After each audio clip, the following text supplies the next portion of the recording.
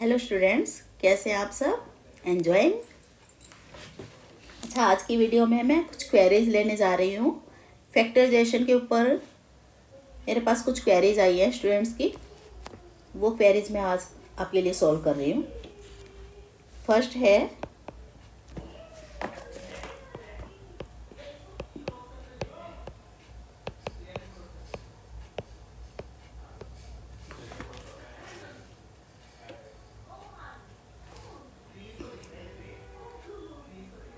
तो अब देखिए इस वाले सब में हम कैसे करेंगे।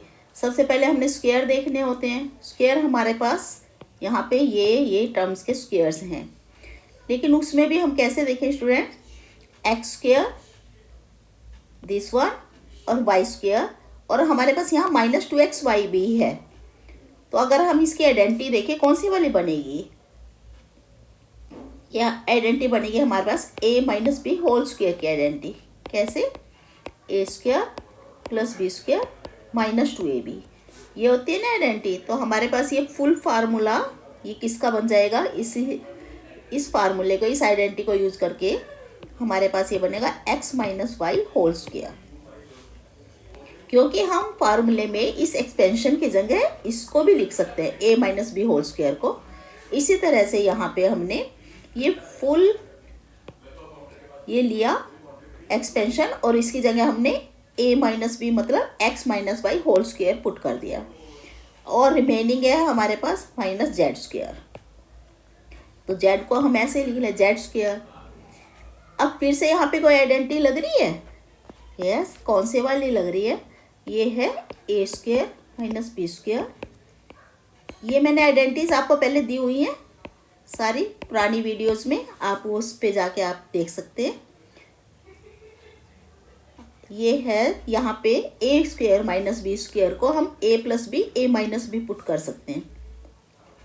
तो अब यहाँ अगर आइडेंटिटी से देखें तो ये हमारे पास है a this one x - y। इस स्क्वायर को छोड़ के, ये वाला जो स्क्वायर होता है इसको छोड़ के बाकी जो भी होता है ये a हो जाता है, और यहाँ पे ये स्क्वायर को छोड़ के बाकी जो भी है आपके पास वो b हो जाएगा यहाँ। तो a स्क्वायर - b स्क्वायर को अगर हम यहाँ पे पुट करें तो क्या आएगा? a प्लस में b ये वाला, और a माइनस में b यही आपके पास आंसर आ जाएगा ऐसे। ठीक है स्टूडेंट्स, नेक्स्ट क्वेरी लेने जा रही हूँ।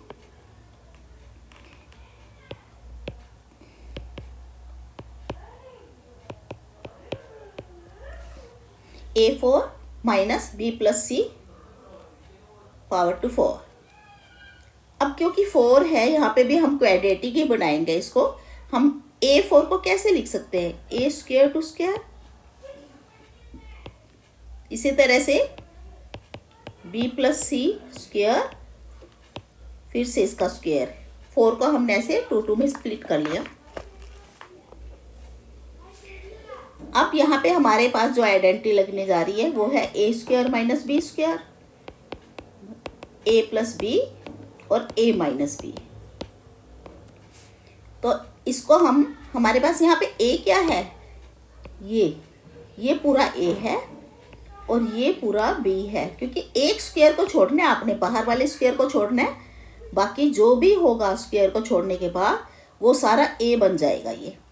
और यहाँ पे भी इसी तरह से स्क्वायर को छोड़ने के बाद ये जो भी बचा b + c होल स्क्वायर ये b बन गया। अब इसकी जगह हमसे फिर ये पुट कर देंगे a + b a - b।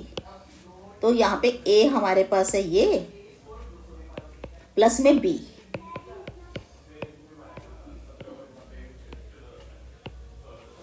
ये a + b। इसी तरह से a - b लिखेंगे। a ये है और -b हमारे पास ये है। इस तरह पुट कर दिया हमने इसको। अभी आगे फिर से देखेंगे इसके कोई और फैक्टर बन सकते हैं क्या? ये पहले वाला जो ये है एक्सप्रेशन, इसको हम कैसे ओपन करेंगे? a स्क्वायर तो है, प्लस में b + c होल स्क्वायर को b square + c square + 2bc। यहाँ पे जो आइडेंटिटी हमने पुट की है कौन सी है? a + b होल स्क्वायर की। A square plus B square plus 2ab। ये आइडेंटिटी हमने यहाँ पे यूज की है। और नेक्स्ट जो ये एक्सप्रेशन है इसको हम कैसे लिख रहे हैं, यहाँ पे फिर से हमारे पास फार्मूला बन रहा है स्टूडेंट्स। इस वाले स्क्वायर को छोड़ के बाकी जो भी बचा ये ए है, और इस स्क्वायर को छोड़ के हमारे पास जो भी है रिमेनिंग ये बी हो जाएगा। तो इस तरह हमारे पास यहाँ पे ए बनता है ए और बी बनता है बी प्लस सी। इसको फिर से हम करेंगे ए plus B A minus B में।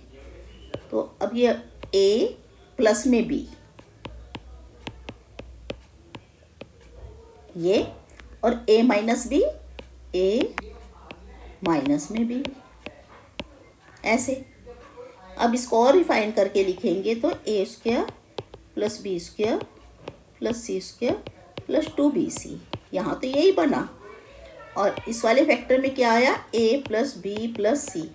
क्योंकि बाहर प्लस का साइन है तो कोई फ़र्क नहीं पड़ेगा, ब्रैकेट ऐसे ही ओपन हो जाएगी। लेकिन इस वाले फैक्टर में देखो यहाँ बाहर माइनस का साइन है तो ये b प्लस सी के साइन चेंज हो जाएंगे। a माइनस आगे b प्लस से अब चेंज होके माइनस सी हो गया। These are the factors. ये फैक्टर्स बन जाएंगे। मुझे लगता है आपको ये समझ आ गया होगा। अगर फिर भी कोई क्वेरी लगती है, ना समझ आए, तो आप मुझे मेल करके ये पूछ सकते हैं। मेरा ईमेल एड्रेस साथ में ही लिंक्ड है, अटैच्ड है। नेक्स्ट क्वेरी आपके लिए लेने जा रही हूँ।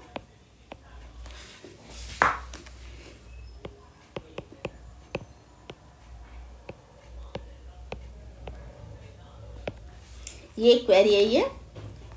इसके लिए हम कैसे करेंगे, हमारे पास ना तो कोई कॉमन है तो कोई आइडेंटिटी लग रही है। इस वाले में देखो a plus B whole square, तो हम इसको आइडेंटिटी से खोल देंगे। A square plus B square plus 2ab, और आगे माइनस 4ab है ये। अब ये जो एक्सपेंशन आई है इसमें देखो कोई लाइक टर्म है students. Yes, these are two like terms. इनको सोल्व करेंगे तो कैसे बनेगा, A square plus B square plus के 2ab है हमारे पास। यहाँ पे देखो ये प्लस के 2 है और माइनस के 4ab है।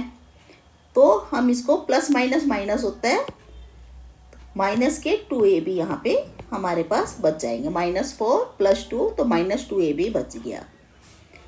अब इसको अगर हम ध्यान से देखें तो ये फिर से आइडेंटिटी बनती है। किसकी आइडेंटिटी बन रही है,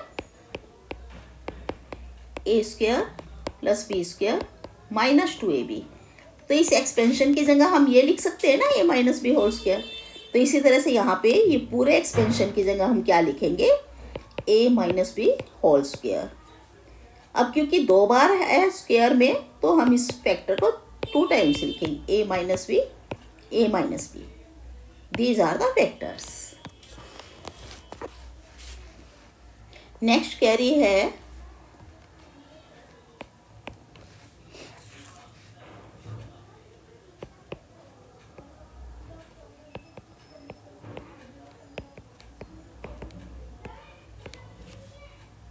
अब इसमें देखो स्टूडेंट्स हम कैसे ग्रुपिंग करेंगे, क्योंकि 4 टर्म्स में से कुछ भी सब में नहीं है जो हमारे पास कॉमन आए, तो कॉमन नहीं लेंगे।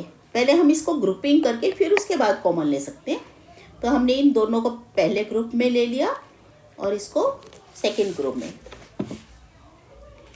यहाँ से फर्स्ट ग्रुप में से देखिए कुछ कॉमन है। एक तो 2 कॉमन आ जाएगा, 10 और 4 में से 2 कॉमन है, और साथ में ए भी दोनों में है, ये ए। तो 2a कॉमन आया तो क्या बचा, कॉमन मैंने आपको बतलाया हुआ है कैसे लेते हैं।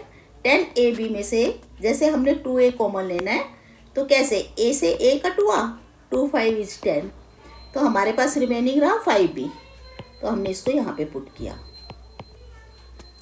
इसी तरह 4a में से 2a कॉमन आएगा, a से a कट हुआ, 2 2 is 4, तो 2 बचा। अब इस वाले ग्रुप में से कुछ भी कॉमन नहीं है, तो जब कुछ भी कॉमन नहीं होता हम 1 लिखते हैं कॉमन में, और अंदर फिगर्स एज इट इज आ जाती हैं। अब यहाँ से देखिए ये वाली जो ब्रैकेट है ये सेम है,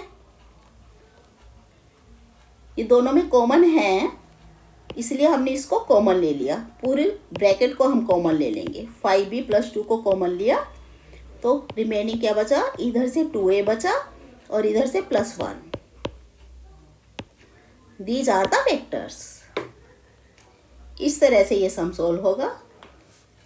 नेक्स्ट क्वेरी लेने जा रही हूँ आपके लिए, 5th, द लास्ट वन।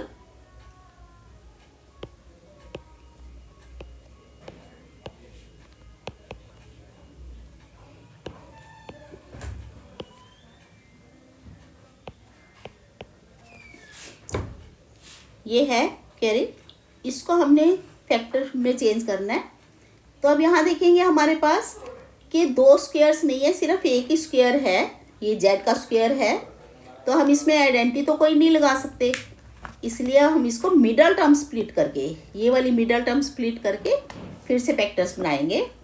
तो इसके लिए मैंने आपको बतलाया हुआ है कि जो लास्ट में हमारे पास फिगर होती है, जैसे 12, हमने इसको रफ में लिख लेना है। अब इसके फैक्टर्स बना के देखेंगे, 1 × 12 या फिर 2 × 6 हो सकता है, या 3 × 4। इसके बाद अगर 4 × 3 आएगा तो वो तो हमारे पास ऑलरेडी है। इसलिए अब इन 3 फैक्टर्स में से हमने देखना है कि ऐसे कौन से 2 नंबर लें जिसमें यहाँ अगर माइनस है हमारे पास ये वाला, तो माइनस करने पे ये मिडल टर्म आ जाए, ये -4 आ जाए। तो 2 और 6 ये वाले, ये नंबर्स लेंगे 2 और 6, हम 4 की जगह पुट करेंगे क्योंकि इन दोनों को माइनस करने पे 4 आता है। 6 में से 2 माइनस किया तो 4 आएगा। तो फर्स्ट टर्म भी हमने ऐसे लिख देनी होती है, लास्ट भी ऐसे कैसे।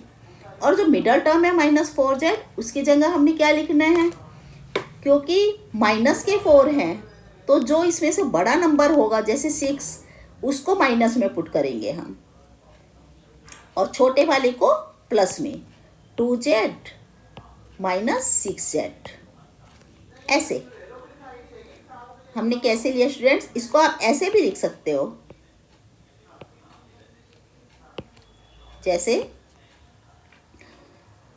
माइनस के 4 हैं तो माइनस के बड़े हैं तो हम इसको पहले ले लें, -6z और +2z, ताकि इनको सोल्व करके -4 बने फिर से।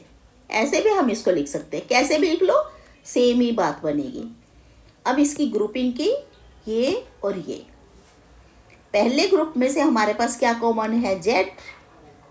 तो z² में से z कॉमन लिया तो एक z बचा, ये z लिख लिया हमने, -6z में से z कॉमन लेंगे तो 6 बचेगा, तो 6 लिखा।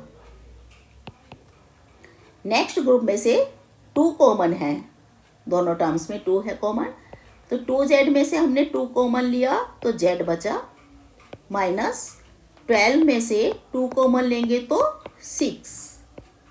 ऐसे अब यहाँ पे फिर से देखो स्टूडेंट्स, ये वाली ब्रैकेट है जो ये कॉमन है। जब भी आप मिडल टर्म स्प्लिट करके बनाएंगे फैक्टर्स, तो उसमें ऐसा ज़रूर होगा कि जो ये ब्रैकेट होती है सेम होनी चाहिए, इवन के साइन भी बिल्कुल सेम होने चाहिए।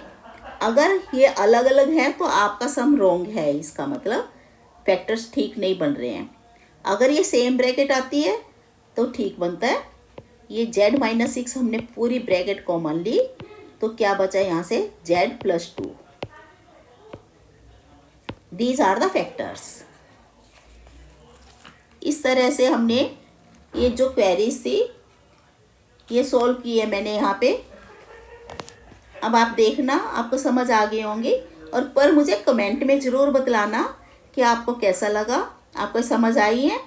अगर फिर भी कोई क्वेरी बचती है तो आप मुझे मेल करके पूछ सकते हैं, मैं ज़रूर सॉल्व करूँगी आपकी प्रॉब्लम।